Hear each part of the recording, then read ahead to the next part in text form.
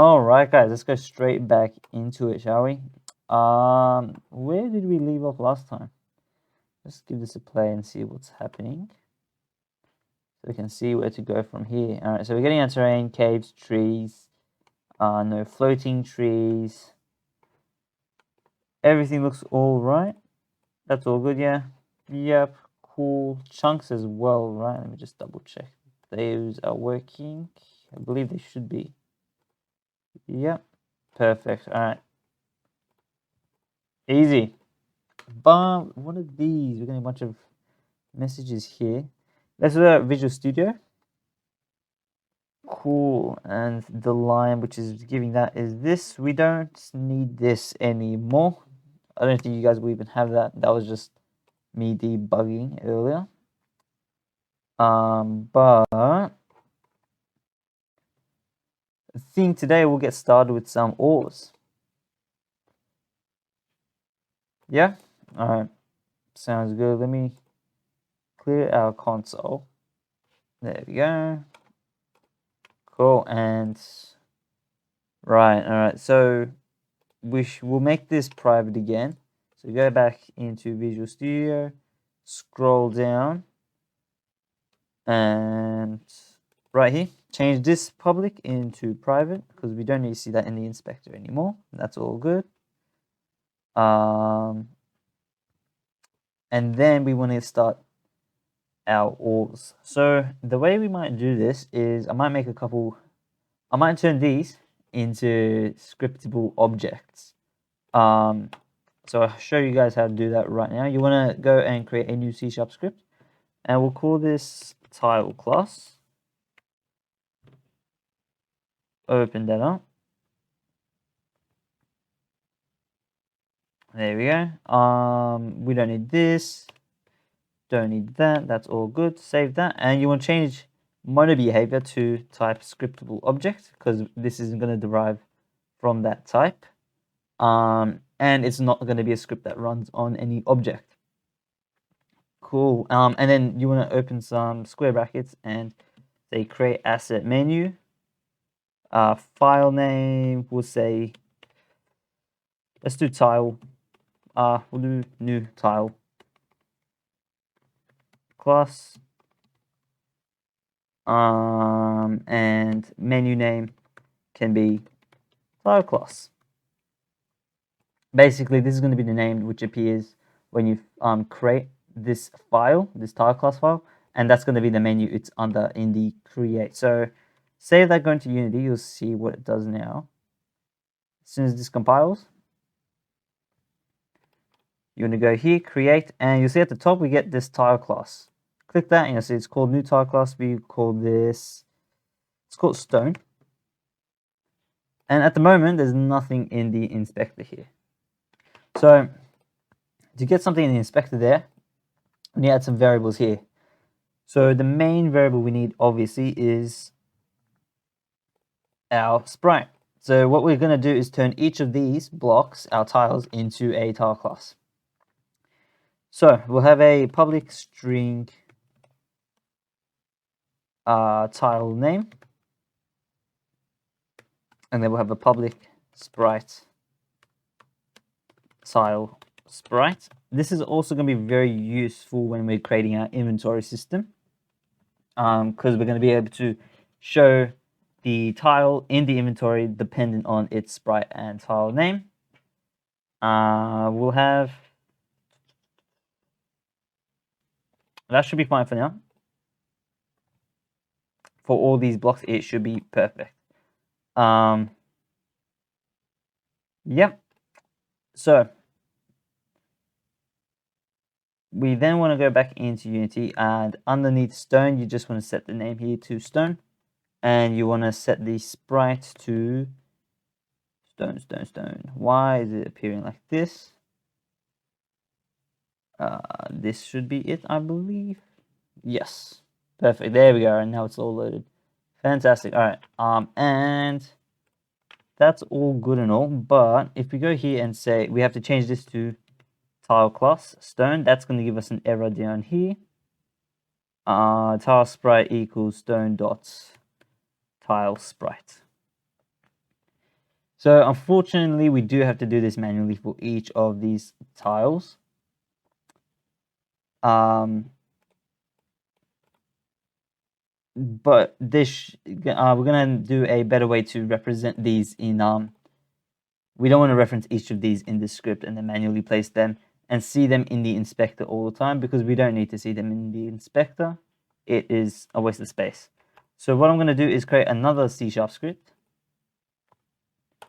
and I'm going to call this tile atlas. Cool, open that up.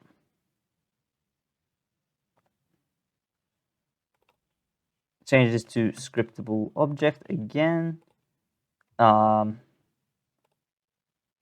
And copy that over. So file name is now going to be new tile atlas, but I'll just change this to tile atlas, and I'll call this tile atlas over here. We don't need any voids. That's all good. And now we're gonna say all of this. We're gonna change this heading first to tile atlas because that's what it's gonna be. Then we're gonna cut all of these from here, paste them over here, change all these sprite types to tile class types, and then underneath our terrain generation script, we're gonna say public tile atlas. Cool, and we're gonna get a bunch of errors in this script, but we might fix those. You know what? Let's fix them now. It's very simple. Let's start at the top. You want to say tile atlas dot stone dot tile sprite. Copy paste that for pretty much every time we referenced a sprite. Dot tile sprite dot grass dot tile sprite. And then same down here, leaf, then log, we're going to change it to dots. Dot tile sprite, tile atlas dot log dot tile sprite, and then same here, dot leaf dot tile sprite. And to make life easier, let's just select this, copy paste that multiple times. Cool. That didn't work. Tile atlas, there we go. Cool, that's that fixed. That's fine for now, and that's fine. Over here, we're gonna say public float rarity. Is that a good name for it? We'll leave it for now, and we'll come back to that if we want to change it. But the main thing now we have to do is create a new tile atlas. So same way we created this stone tile class, but up here, tile atlas, that's fine with the file name. And we're just going to drag and drop stone to where stone should be. Now we have to create a new tile class. This is going to be called grass. Make sure you call this grass. Don't worry about rarity for these ones. That's more for the ores. I just put that there to save time in the long run. That should be dirt grass. Yep. Create this. So, that's the wrong one. Tile class. Dirt. Dirt. And dirt. And then make sure you add these to the tile atlas as well. The other thing you want to do is under terrain, you want to set the tile atlas there. I'm going to create a new folder as well, and then we'll call this tile classes, just so we can keep our assets area clean. So yep, these are going to go into there. That's going to give us a little bit of a warning, but that's fine. There we go. And then in here, you just want to create more of these. So duplicate that. This is going to be called leaf. Leaf. Change this to leaf. Leaves transparent, I think it was. And then create one for log as well. Cool. Log and log. Log. What was it called? Let's try to find it here. Log the trunk side apparently is what it's called. That's perfect. And underneath here, you want to set this to log and you want to set that to leaf. Cool. So that was a bit of a preparation for our ores. And now we're actually going to start creating our ores. So the way we're going to generate the ores is very similar to the way we generated caves. We're going to use Perlin Noise. Rather than choosing random places to put our ores, it's better to see them actually bunched up together, as if you would in a normal world situation, I guess. So, where should we put that? All right, let's put it, we'll put it here. What we'll do is I'm going to create a new function. Where's our cave generation function? Is that here? Generate noise texture? Yes. Okay. So rather than saying cave frequency here, I'm going to take in a float frequency here. And I'm going to use float frequency instead of cave frequency. And this is just going to enable us to reuse this this function multiple times to generate multiple textures. So the other thing I'm going to do here is also a texture 2D to apply it to, and I'll call this, we'll call this noise texture. This is going to be a bit of an issue at the moment in the short term, but up here it's going to show us an error as well. So generate noise texture, that's fine. I'm going to say cave frequency, and I'm going to say change this, rename this to cave noise texture, and I'm going to put that here, cave noise texture. Cool. So that will be fine there. It's giving us an error here. Right, this should be cave noise texture. Noise texture. There we go. Cool. Alrighty. That's perfect. So then noise settings is fine. I'm gonna change this to I believe this is noise settings. I'll create a new header here, and I'm gonna call this ore settings. So I'm gonna get rid of rarity here, and I'm gonna instead put that here. I'm gonna say public float. Let's call it. We'll start with coal. Coal rarity, and then public floats. What's after coal? Is it iron rarity? And then public float gold rarity and public float diamond rarity. Cool. So those are kind of the obvious materials. So we'll stick with using those for now. Right, and then after all of these, we need their noise texture stored somewhere. So the easiest method to do this would probably be to use different channels within a texture. That way you're not creating multiple textures.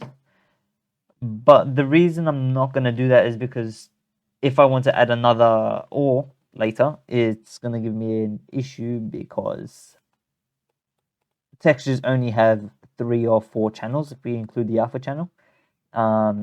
We can't have more than that. So I'm going to create a separate texture for each of these.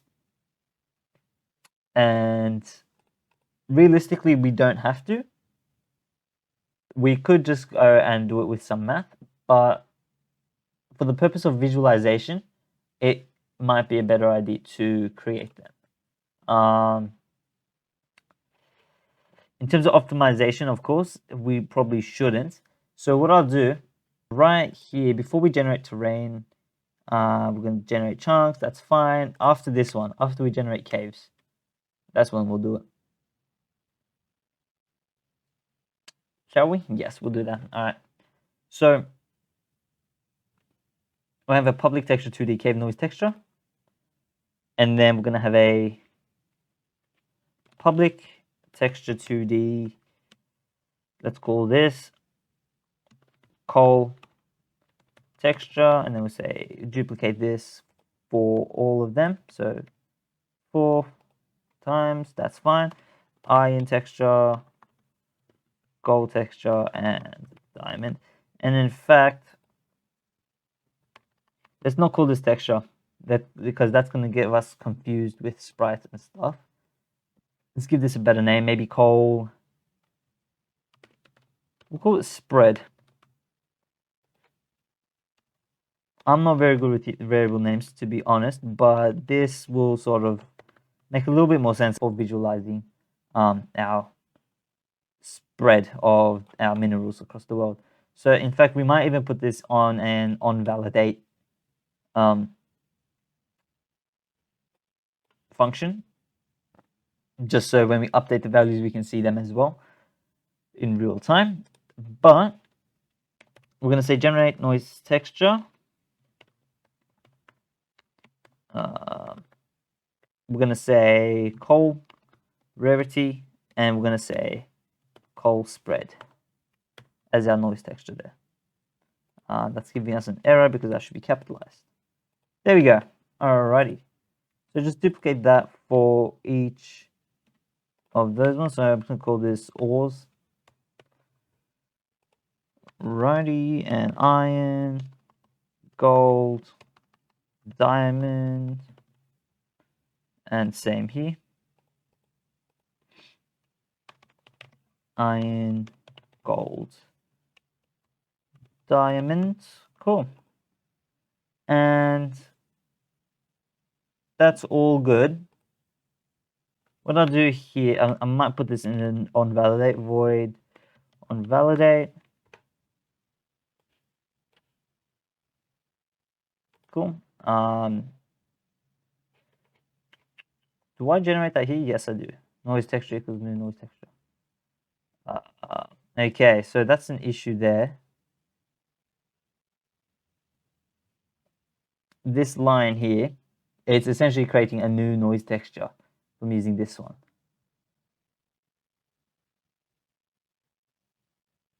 So what I'll say here is noise. So texture 2D noise equals new texture that. Noise.apply, noise there. That's fine, that's fine, that's fine. So change all this to noise from noise texture. And then I'm going to say noise texture equals noise. Is that going to work?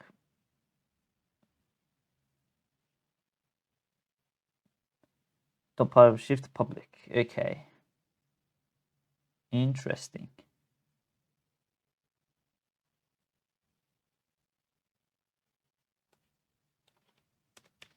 Let's get rid of that.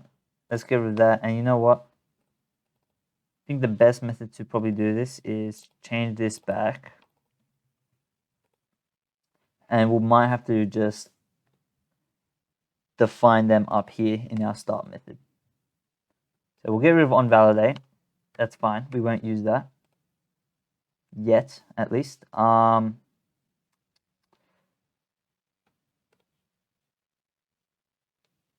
Equals new texture 2D. I can't define that here, can I? Can I do that? Is that going to work? No, it's not going to like that either. Okay, that's fine. We'll do that here. So we're going to have to do the same for cave noise texture. The cave noise texture equals new texture 2D, world size by world size. Cool. And we just have to do this for all our ores as well. So coal spread,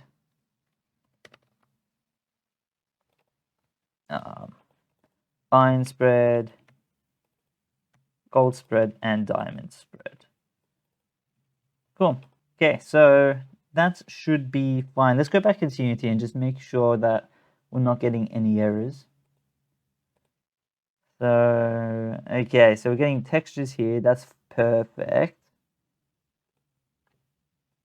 Right, but we don't want to create a new texture each time we run it. We're going to say if cave noise texture equals null, then create new ones. And we're going to put that in void on validates. Oh, okay. On, is that going to work for me? Validate. There we go. Okay. And you want to duplicate this, Control C, Control V. Cool. Now this should update automatically. There we go. All right. So that's fine. Has our K frequency worked? No, it hasn't. Okay. Because we're getting a plain white texture. Interesting. Ah, right. It's because we're calling this after. So let's say Control C and Control V. That should update automatically. There we go. Okay, so that's fine. If I increase cold rarity, you can see the noise texture over here change. Right? Cool. That is fine. So that's all good. But I want some more control over how these generate. So the way we usually use these noise textures is say, is it above a threshold similar to our surface value? And we should have a surface value for the ores, which determine how big their chunks are. So how big the blobs are in which they generate in. So obviously we want diamonds to generate in smaller blobs than coal does. So we need to create the control for that as well. And the way we're going to do that is, again, create floats. So we want to say float cold rarity and then also coal, let's say, I don't want to say blob size, but let's say coal size maybe. Cool. And then we'll say iron size, and then gold size, and diamond size. So this is why I wanted to kind of put these into their own scriptable objects. So I can put these somewhere else. But the issue with that is I don't want too many scriptable objects because then it gets a bit cluttered having all my content everywhere. It's not a very viable solution to things. But I will come up with a bit better solution to this, so we're not having variables piling up on each other. So, because if we go to our terrain at the moment, you can see we get a bunch of values here. So, is that working as well? Coal rarity, ore settings. We have two ore settings here. Interesting. Let's say coal size, separate lines like that, and then that should fix that. Again, it looks ugly. We will fix it though. Yeah, so that fixes that. That's okay for now. That's all good. All right, so what I might do, we'll leave this for now, and we'll come back to it. Let's just get some ores actually generating on our terrain. So over here, we say if it's above surface value. I don't want to say that here. I want to say put a pixel in the texture if it's already above surface value. So I want to check the surface value when I'm drawing the texture so that I can visually see on the texture how caves sort of generate. Rather than seeing smooth noise, I want to see straight up the value of it. So how do we do that? We're going to have to pass that into our generate noise texture here as well. So I'm going to say float let's call it a bounce, maybe. Let's call it float limit. This is probably a better word. And then we'll say float v equals this. Cool. And then we'll say if v is greater than, is it greater than? Up here, yes, greater than limit, then new color is not going to equal v. It's going to equal color dot white, and the rest will default to black anyway. But we're going to get a couple errors because we haven't specified that up here. So K frequency is fine. This is going to be surface value. Down here, we're going to say greater than 0.5. It will be greater than 0.5 regardless, but we'll just keep it like that for now. Past here, we're going to say surface value again. Oh wait, sorry. This is going to be coal size. And then iron size. Gold size. And diamond size. Cool. Let's copy paste those generate noise up to these lines as well. Cool. And now in our inspector, if all goes well, our caves should look like that. There we go. So now if I increase the surface value, which is over here, is much of it changing? I can't tell. I do 0.5. That's okay. Cave noise texture. 0.25. That doesn't do that. Okay. Interesting. So it's not updating for some reason. How is our terrain generating? Let's have a look. Is it generating? It's generating, but without caves. Okay. So let's find out what the issue is here. Okay. So we have to say else set pixel black, because the onValidate is not creating a new texture every time. It's overwriting the old texture. It just saves us from constantly creating and taking up storage on the computer. It's a bit of a optimization. So we just have to go over and overwrite the old texture and say write it black if it's meant to be black there now. So yep, you'll see that this works fine. It's just in that little picture. You can kind of see if you squint a little bit. But let's do 0.5 for that. That's fine. Re-render and we should get our caves back. Yep, perfect. That's all good there. Now here, our coal rarity. So we want this to be quite a high frequency. Let's give it one of our caves. That's a good. It's 0.8. I think 0.15 might be a good start for that. And then 0.5 maybe here. So let's see from this picture. So now you can kind of see how much. So the white areas are going to be where coal spawns. So obviously that's too much. Let's increase the rarity to maybe 0.5. So smaller blobs, but more blobs. So maybe 0.08. Cool. And then if we increase the coal size, then it generates like that. That's fine. Let's increase the frequency. There we go. So that's kind of why we wanted to create these noise textures initially. It's just to sort of like make our life easier with visualizing this stuff.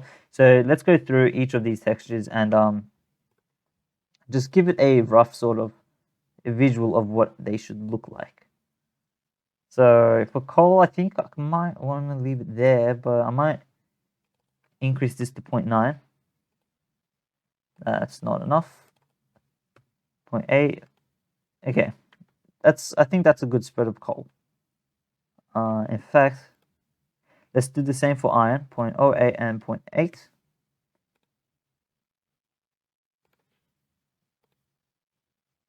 Now that's interesting because the seed for them is of course going to be the same.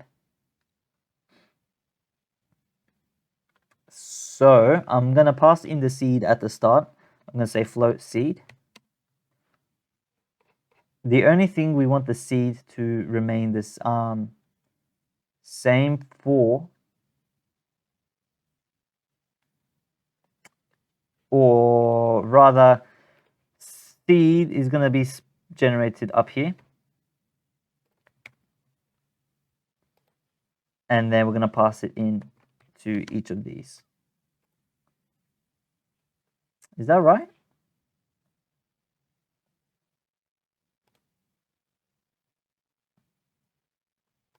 In fact, if I increase the frequency, it shouldn't matter. All right, scratch that. Scratch that idea. You just want to make sure you have different frequencies in each of your ores, which we should anyway. So coal rarity should be, I think, let's make it less rare.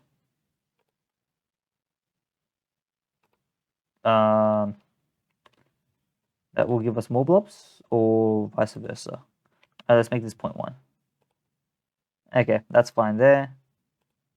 Iron is fine there. Gold rarity, let's do 0.7, and then we'll do 0.09. Is that going to be okay? Gold size, gold rarity. That doesn't update, interestingly enough. Why does that not update for me? Does diamond update? I don't think it does. Okay, let's give gold a rarity of 0.8, and then gold size will be 0.95. Okay, so diamond updates, and as you can see, it's very rare. Maybe a little bit too rare. We'll leave it like that, but gold's, like I said, still not updating. Probably just missed a declaration. Gold rarity, gold size, gold spread. That's fine. Gold rarity, gold size, gold spread. Interesting. Did I do something wrong? Gold size. Okay, no. It is generating. Okay, no, it does work. Okay. We'll do 0.09 for rarity, and then for gold size, we'll do 0.9. Okay. 0.9 will maybe increase the rarity. Let's do 0.1. Okay, that'll be fine. Okay. Save that. And now, to actually get these generating, this is the easy part. We're going to go... Where do we generate our stone? Right over here. So this is where we generate our stone. We don't want to generate stone. We want to generate first coal, if there's meant to be coal. If there's not meant to be coal, then we generate gold. If there's not meant to be gold, then we generate gold, iron, etc. So we're going to go in levels of rarity. So if coal spread dot get pixel x y dot r is greater than 0.5 f, then we want to say tile sprite equals tile atlas dot, do we have coal here? No, we don't. Okay, so let's go straight into our tile atlas, and we'll say public tile class coal, public tile class iron, public tile class gold and public tile class diamond. Fantastic. All right, so coal.tile sprite, that's perfect there. Let's copy these two lines here. Paste, paste, and paste. So if iron spread, and this should be else if iron spread, else if gold spread, and then else if diamond spread, and then after all of this we have to say else, then generate stone. Yes, so that's fine. This should be diamond here, this should be gold here, and this should be iron here. So I'm hoping you guys don't get lost. There is a lot going on, but we're almost there. If we go into our terrain now, most of this should be fine. We have to go into our tile atlas and we set these tile classes now. So we go to tile classes and let's duplicate stone. Let's call this coal. Rename this here to coal. And let's choose which one we want to put in. I might choose this one for coal. Back to tile classes, duplicate, and then we got to do iron. So iron here. Let's choose the iron. So I might choose this one. Apart from that, we also have these ones. They might be pretty cool. You can also go green, but green doesn't stand out as much. I might go this one for iron. Duplicate that. Time for some gold. And then gold, I'm going to do this one. Call this gold. And we'll duplicate gold. Call this diamond here. Call it diamond up there. And diamond, I'm going to choose the smaller one. Right. Okay. So all went well. When we generate, we should get errors. Fantastic. Okay. So what's going on? Tile sprite, tile atlas, gold sprite. Okay. It's not defined. That's a good sign because that's just us being silly. Quick tip. We want to drag and drop these in here. So I'm just going to click this little padlock icon up here. So now if I go here, we're not going to lose this. That's going to stay stuck on the side here. Whew, I'm out of breath. Now, coal goes there. Iron goes there. Gold and diamond. Rightio. We can untick that padlock. You can see how it disappeared instantly. Let's save Unity. That's all good. Let's generate it again and cross our fingers. How's our generation looking? So you can see that we're getting a bunch of gold there, a bunch of iron there. Any coal? I'm not seeing any coal. There's some iron there, which is pretty cool. Coal, there we go. And there was a tiny bit of diamond here. Diamond right here. Okay, so guys, that's that. That's all generating. Now I wouldn't like them to get to generate within certain heights. So let's see how long I've been recording for. Okay, so it's been a while. I might end this episode here, and we're going to continue working on our ores in the next episode, and we're going to start adding some heights to them so we don't get diamond right on the surface. But that is looking very nice. They're all generating inside their own blobs, which is perfect. We're not just having random spots everywhere. But yeah, so I'm gonna make them so, for example, diamond has a height limit of being, let's say, maybe 10 blocks from 0. So 0 is obviously this bottom row here. But yeah, why is this generated like this? That's odd. Okay, and we'll play around with some of their rarities a little bit so we don't get massive blocks like this, or you know, it's up to you guys for your games, however you want them to generate. But yeah, like I said, we'll call that a day here. Next episode, we're going to set their heights. We're also going to optimize our inspector a little bit because we don't want coal rarity, coal size, and coal spread all within our inventory in our inspector. And we're also going to be adding more values, variables for them, such as their spawn heights, etc. So that's that. Thanks for tuning in, guys. I will catch you in the next one.